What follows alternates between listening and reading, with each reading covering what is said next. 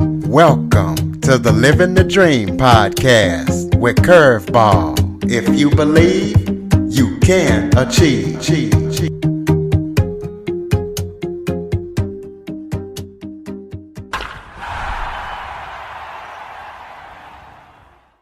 Welcome to the Living the Dream with Curveball podcast, a show where I interview guests that teach, motivate, and inspire.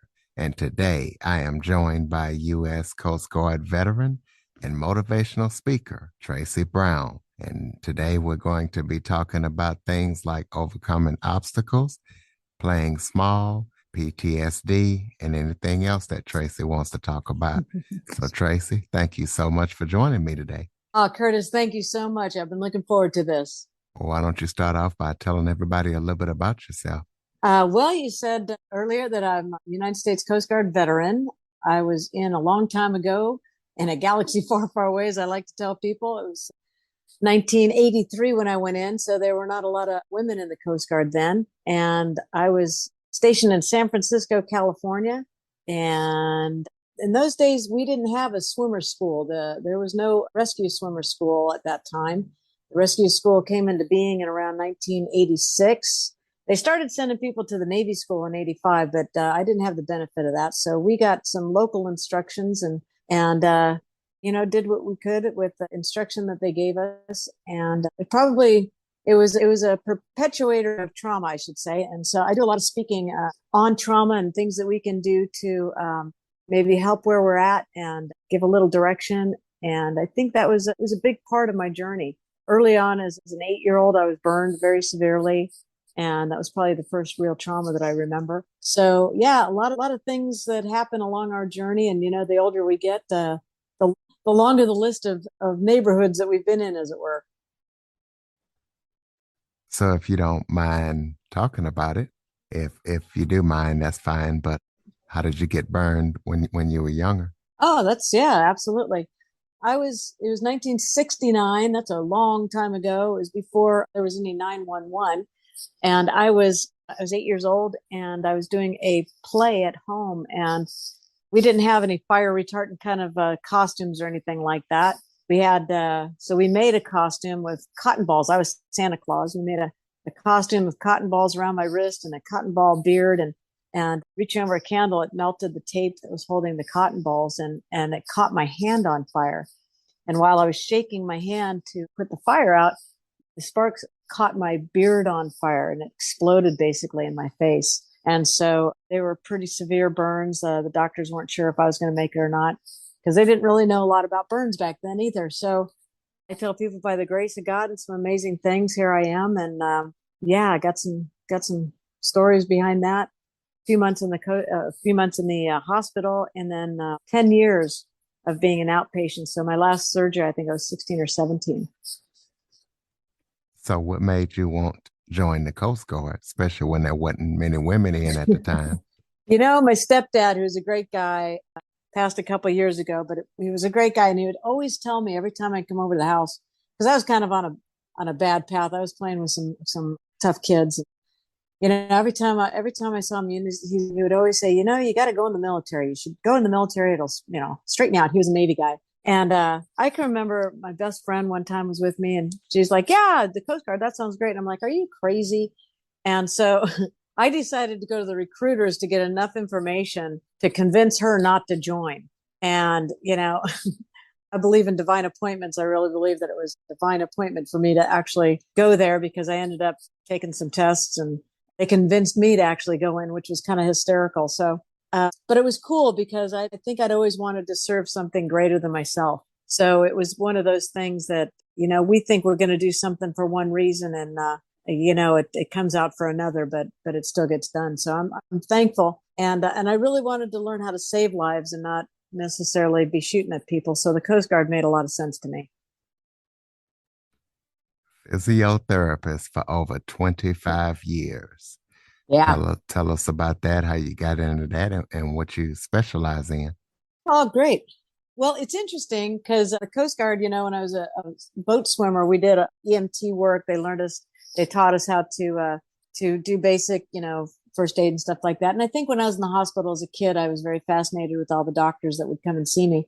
But I had an injury, a work injury, when I was in my 30s, and it was very debilitating. I couldn't walk for 10 days, and it was pretty bad.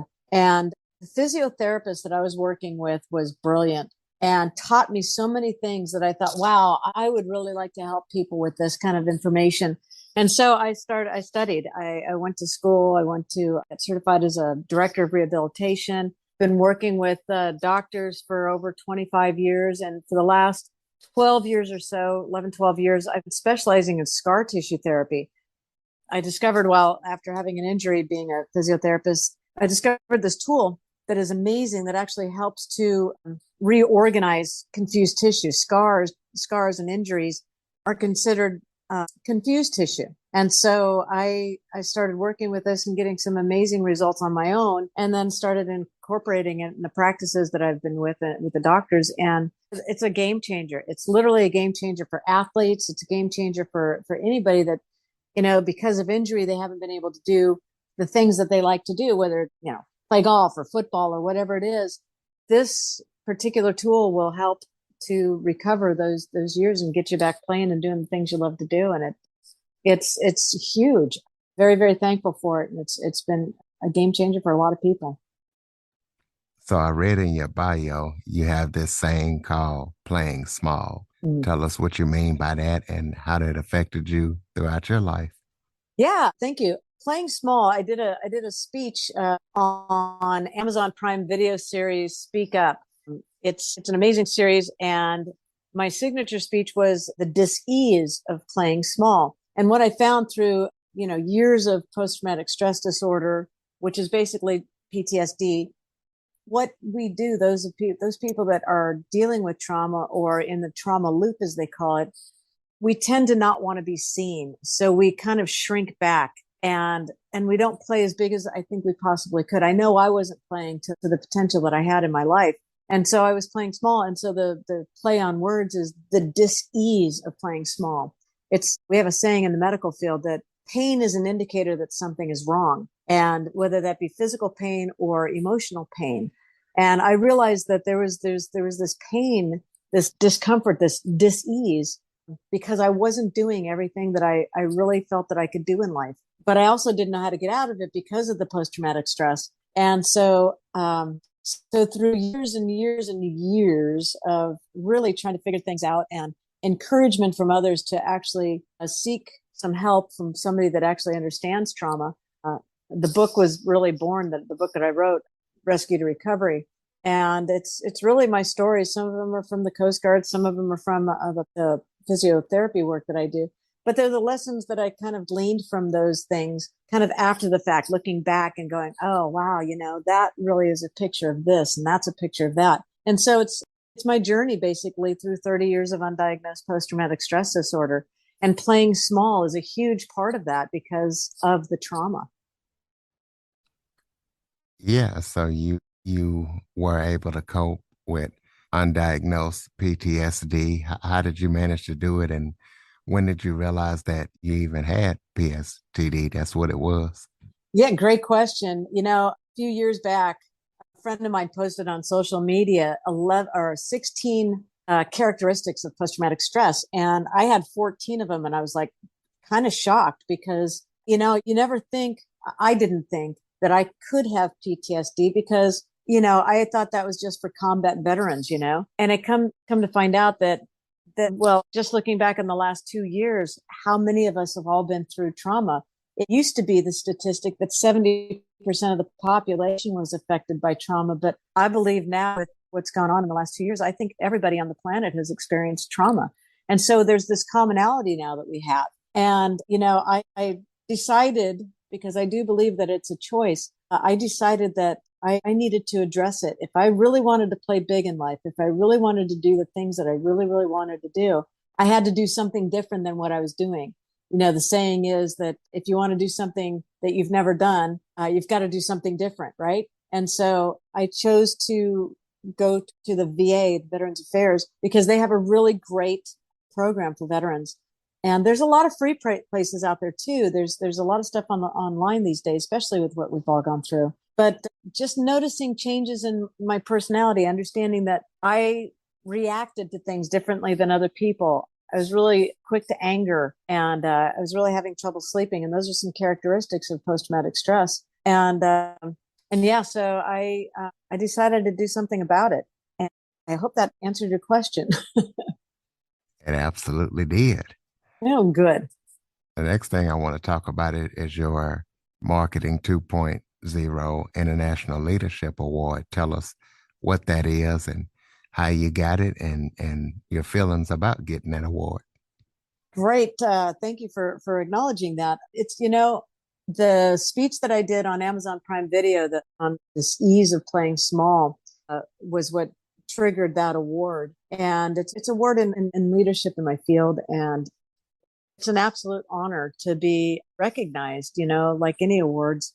But it was really great because it gave me another opportunity to speak before people. And the cool thing was that it's, the book Rescue to Recovery is about my journey through PTSD. And this award and that keynote speech gave me the opportunity to kind of share some of the lessons and the possibilities beyond. And so it gave me the opportunity to speak on three what I call business principles, but I also apply them to life. And the three principles are mindset, excellence, and fun. And mindset, the way our mind is set, how we look at things, how we approach things, really creates the direction in our life. If we tend to be more negative or tend to be more positive, the good news is if we're negative and we don't see the bright side of things, we can change our mind. We can decide to do that. And then excellence, I use excellence in the light of languaging, how we can use positive languaging instead of negative languaging. And excellence creates empowerment. When we're speaking positively and we're encouraging ourselves and others, it's very empowering. And then the third one is fun. Fun creates in your business and life this sustainability, this joy of life. And fun is one of those things. If you love what you do, right, you'll never work a day in your life. So it was an honor to receive the award, and it was a really great opportunity in that process to really start honing in on a message that I really love teaching about, which is mindset, excellence, and fun. Well, do you have any current projects that you're working on that people need to know about? Yeah, I'm actually working now with a company called Polk Institute. They're really an amazing group of people. It's a young institute. They're a couple years old, but their whole point, their whole drive is to empower entrepreneurs with the tools that they need to really be great business owners, how to be a fundable CEO, how to, be financially savvy, how to run a business basically. And I have the opportunity now to be their mental fitness instructor, which is so very cool. And I can't say enough about these folks. So we're in the midst of my teaching session. It's a 4-week session. What they teach entrepreneurs is pretty amazing. And it's a 40-week program all told. And they have different instructors come in and teach at 4-week intervals. And it's an amazing thing. And they do it all through donation. If anybody's interested, they can go to Polk Institute, P-O-L-K, polkinstitute.org to find out more about it. It's a great group of folks. Right, ladies and gentlemen, you want to be an entrepreneur? polkinstitute.org. Yeah. Throw out your contact information. Tell us where we can get the book and social media, website, all that good stuff. All right. My website is www.rescue2recovery.com. If you want to email me, you can go to info@rescue2recovery.com. If you want my book, you can buy it there. It's on the website. Pretty much everything is on the website. If somebody wants to get it from Amazon, they can do that. I like to do it through my website because I can sign them and all that good stuff. And then socials, you can find me on Instagram. You can find me at Tracey Brown _official. And Tracey is Tracey. You can also find me at the same place on Facebook, Tracey Brown Official, or Tracey Brown Consulting. That's my business site that I do a lot of encouraging stuff on there and talk to entrepreneurs there as well. All right, Rescue to Recovery. So close us out with some final thoughts, maybe something that I failed to touch on that you would like to talk about, or just any final motivational thoughts that you might have for the listeners. Yeah, that's great. One of the things that I like to encourage people, whether they have trauma or not, I truly believe that every one of us have a story in us. I truly believe that my story and your story and those people listening out here, we have some stories to tell. And I believe that each one of these stories will help us. Some people will listen to you, Curtis. Some people will listen to me, but not everybody will. And I think the more people, the more of us that tell our stories and the more of us that are out on these podcasts, which I think are just an amazing vehicle. I think the more people that tell their stories, I believe that the more we'll actually be able to come together. We'll actually be able to understand each other and realize that people are more alike than we are different. And I think that's a real important thing these days that's necessary, that we all understand that, human beings, it doesn't matter where we are socially, it doesn't matter what color, what we believe, we're all people, we're all humans, and we all feel the same way. And so I think it's important that we tell our stories so we can understand that we're all pretty much the same, and we all feel feelings. And I think it'll be a better place the more of us that learn more about each other. That's kind of my thing these days. Ladies and gentlemen, Rescue to Recovery, international best-selling author, motivational speaker, Tracey Brown. Be sure to follow, rate, review, share this episode to as many people as possible about Tracey's amazing story. Tracey, thank you so much for joining us today. Curtis, thank you so much. I appreciate you, and I appreciate what you're doing here. It's a great, great thing. For more information on the Living the Dream podcast, visit www.djcurveball.com. Until next time, stay focused on living the dream.